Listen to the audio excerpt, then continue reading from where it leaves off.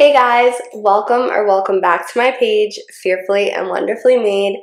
I am Mia, and today we are going to be going through my church notes. This probably was one of the best sermons that I've listened to in a while. I really liked how everything just tied back into itself. I did listen to this sermon several times, so I wanted to hop on and share with you guys what we went over and what we learned. I will also link the sermon down below if you want to go ahead and listen to that for yourselves. But with all that being said, let's get into it. Now, my pastor started with this thought, which is, if Jesus is the only one who gives us freedom, then you kind of have to think, isn't that what Satan would want to keep us from? Wouldn't he want us to feel like we are not free, or to feel like we are bound, or to basically do the opposite of whatever it is that Jesus is advocating for? I kind of thought of when people say, before marriage, Satan will do anything to get you to have sex, and then after marriage, Satan will do anything to keep you from having sex. So essentially, whatever God is saying, this is what you should do, Satan will tempt you to do the exact opposite to keep you a slave to sin. Wise men learn from their mistakes, but a wiser man learns from the mistakes of others. Essentially, it's twofold. So one being to learn from the mistakes of others, but two, which is to then wash that in the truth of the word and to see God's character in opposition to what the world is telling us. So we see God's character through his relationship with Joseph, that God is there for us, that God is with us in all circumstances, that he works all things for our good. We see that it's not just a mere act of luck, but that there is blessings and there is favor for those who are obedient to God, for those who give their lives to God and say, you know what, I could not sin against God in any circumstances, regardless of where I am and how I got there. I could not sin against God. And then we see with Moses how God is a God of disruption. He is a saving God. He is a healing God. He is a miracle working God. He is a God of rule, a God of order, a God of justice. So in all things, the point I'm trying to make here, or the point of the sermon, is that we should first look to God's character. Ultimately, wisdom begins with the fear of God, which is a reverence for God. And how do we come to revere things? We revere things when we know about them, when we know the character of our God, when we know that our God is so mighty that he split the Red Sea. That's something you'd be like, oh my gosh, that is a good and awesome God. That is someone that is awesome, someone that is worthy of awe and reverence, and that is the beginning of wisdom. So we can look to God's character and we can look to the mistakes of others to learn and to live our lives for Christ in light of what we have learned about God's character and about the mistakes of others. A surrendered life to Christ ultimately looks different. Now, other people might look to Christians and say that we are narrow-minded or exclusive or weak. But the thing is, you kind of have to just step back and ask yourself, why am I doing the things that I'm doing? Am I doing it because it's a habit? Am I doing it because I have to? Am I doing it because I feel like I should? Or am I doing it because I love God? Am I doing this because I know how awesome God is, and because of our relationship, I feel like this is what I want to do. I want to make God happy, and so that is why I'm obedient. That's why I follow his commands. That's why I go to church. That's why I serve. That's why I read the word. That's why I have a YouTube channel that's dedicated to the biblical principles of boundaries and God and mental health and our faith, because I love God, because it is for him and his glory, not merely religious activity. Religious activity doesn't make a Christian. With all that being said, getting into one of the first things that we can glean from the mistakes of others and God's character is that God is ever present. He is our Jehovah Shammah. God is there. And we can look back to the mistakes of the Israelites who literally walked with the presence of God, which baffles our minds to think that during the day he was there in a cloud, and during the night a pillar of fire leading them, and yet when Moses goes up on the mountain, they're just like, oh, well, I don't know what happened to that Moses fella, but now we need to make another God. We need to make somebody to bow down to. God just parted the Red Sea for y'all. He was literally guiding you like a nightlight from the sky. And we're just doubting him now? We don't realize that he's there? He lives in us. And we can look back to the Israelites and think oh, they're so stupid. But the Holy Spirit, God is in us now. He is ever present. And I loved the analogy that my pastor shared about the presence of a father changing the behavior of his children. And it kind of made me think too of reel where the guy was basically sharing how you're driving, you're ripping, you're running, you're talking on the phone, you're watching TV, you're doing all the things that you know you shouldn't be doing. You didn't even have your seatbelt buckled. And the second you see a police officer in that rear view, you start doing everything. You literally are driving like you have a dead body in your trunk. And when he said that, I was like, oh, that is facts.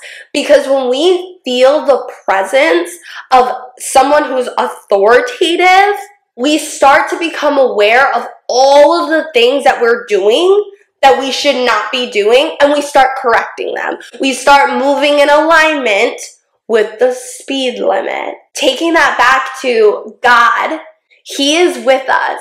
And you kind of have to think to yourself, whenever you're struggling with temptations, desires, impulses, you have to think, if Jesus was sitting right next to me, what would I do? What would I do? What would I say if I could see him sitting right next to me? If I could see him in my rearview mirror, would I be doing what I'm doing right now? So my encouragement to you guys is to remember, he is. He is in the room. He is with us. He does see all things. And at the end of this lifetime, we are going to have to take account for all of our choices and all of our words and what we have done. He is in the room. He sees you. He is with you. So what is it that you would change if you felt that? If you felt his presence, if you could see his presence, what would you change? And whatever it is, change it. Because Jehovah Shammah is there. God is there. He is also our Jehovah Jireh. God will provide. And we hear this as far back as Abraham, when God provided a ram in place of Isaac. God will provide. God provided Jesus for us like God provided that ram for Abraham. He is still providing the roof over my head, the car that I get to drive, the blessings of my family and my friends and my church.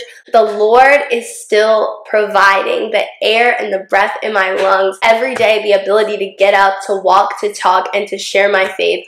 The Lord is still providing. And we can look back to the Israelites and we can see that though they were living in what we see as these crazy miracles, they still carried a spirit of complaining.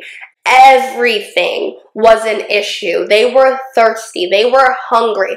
They were not a fan of the same bland meal plan. Then they were overwhelmed because they were getting too much meat. And it just was non-stop complaining. And I am often just showering myself with reminders to practice gratitude. Stop looking for all the negatives. If you look for the negatives, you will find them. You will see them. You will pick apart and become a super critical person who is hypersensitive to all the negative things. But here's the good part. If you are seeking out the positives, if you are looking for all of the things to be grateful for, if you are looking for all the miracles that are still happening today, you will then be seeing so many more things to be grateful for. It really is about what you decide to set your mind on. And that's why the Bible says, set your mind on things that are good, that are praiseworthy, that are honorable. Because when you set your mind on those things, you see them more often. And that is not just something that is out of the Bible. We have found as humans, it's a fact. Why? Because God said so. If we buy a new car, you start seeing that car everywhere. Why? Because you are hypersensitive to it now. You are now aware of it. And if you are aware of miracles, if you are sensitive to things to be grateful for, you start seeing it everywhere. So why not be a people that practice a spirit of gratitude rather than a spirit of complaining? Now, James 4:1-3, you do not ask for what you need. When you do, your motive is wrong, and that is why you have not. So for instance, like if you're praying to God, fix my marriage, but in your heart, you're thinking, fix that person, I'm sick of them, I want my life to be easy and comfortable and everything to be about me, you're constantly praying over and over and over again, and you're like, well, God doesn't hear me. You are looking horizontally. You are looking left and right, and you are calling on God to fix all of these left and right things instead of setting your mind on eternal things, things above, and allowing your motives and your desires and your thoughts to be in alignment with eternal things. So then we look to Philippians 2, which says, do all things without arguing or complaining, to be a light among perverse people. Perverse people is the world. As Christians, we should do things without all of the ad-lib, without the complaining, without the whining, because there is nothing worse. There is no worse evangelist than the one who's saying, I'm doing this all for God, but I'm miserable. But I'm so upset. This is the worst thing in the world. All these limitations. Why then would that bring honor to God? Why would that show people that this is something that they should introduce to their lives? If you're walking around like this is the worst thing that's ever happened to you, ultimately, when we are kind to people that aren't kind to us, when we establish boundaries, when we preserve love, when we love on other people, when we serve, the point isn't to bring honor to myself. The point isn't to make me happy or me comfortable or for anything horizontally, for anything here. The point is Jesus. Why? Why do I do the things that I do? Why do I stop cussing? Why do I read the word? Why do I pray? Why do I serve? I do it for God because I love him. And at the end of the day, I trust that he will provide. He will provide abundantly more than I can ask or imagine if I decide not to store my treasures here. That if I decide to set my heart on things above, Jehovah Jireh will provide. And I trust that whatever he has planned for me is better than what I have planned for myself. Now, the last thing that we're going to go over is Jehovah NISSI. The Lord is our banner. You could also look to that as the Lord will fight our battles. And we can see with the Israelites, in all of these circumstances and the things that they went through, they just carried a spirit of fear. They were constantly afraid of circumstances and situations, even though they had just seen miracle after miracle, battle after battle. They had seen God take them up out of Egypt, get them through the Red Sea, literally the waters separated, and God provided for them and saw them through the wilderness, got them to the land flowing with milk and honey, and they get there, and what do? They still carry a spirit of fear. They are still looking to one another. They send the spies out into the land, and when they come back, a majority of them are afraid. They're still afraid. And you know what Caleb and Joshua say? Why? Why are you afraid? The minority of them are like, our God has seen us through so much. Who cares if we look like grasshoppers to them? Our God is bigger than them. Our God can conquer them. And guess what? None of the men in the majority ever made it into the promised land. The only men who made it into the promised land in that generation were the two who chose not to carry a spirit of fear. Carrying that spirit, allowing it to attach itself to you, allowing it to control your tongue and what you say and what you relay to other Christians is a choice. And you could choose to not live with a spirit of fear. You could choose to believe that Jehovah Nissi is going to get this victory, that he is going to get the W, and that regardless of what happens, he has your back. He is behind you. So what else matters? Like, who cares what we're up against? Because our God is bigger than that. And our God did not give us a spirit of fear. He gave us a spirit of power, of love, of a sound mind. So, my challenge for you guys is this. Learn from the mistakes of others. Gain wisdom from your mistakes, but also from the mistakes of those who came before us. We can learn from the Israelites that we should not be carrying a spirit of apathy because the Lord is with us. We should not be carrying a spirit of complaining because the Lord is our provider. And we should not be carrying a spirit of fear because the Lord is our banner. So if you guys like this video, before you go, make sure to smash that like button and subscribe to my page if you haven't already. Make sure your notifications are on so you know as soon as my next video is up and available to listen to. I do post 2 videos a week, but until then, be blessed, and I'll see you guys next time.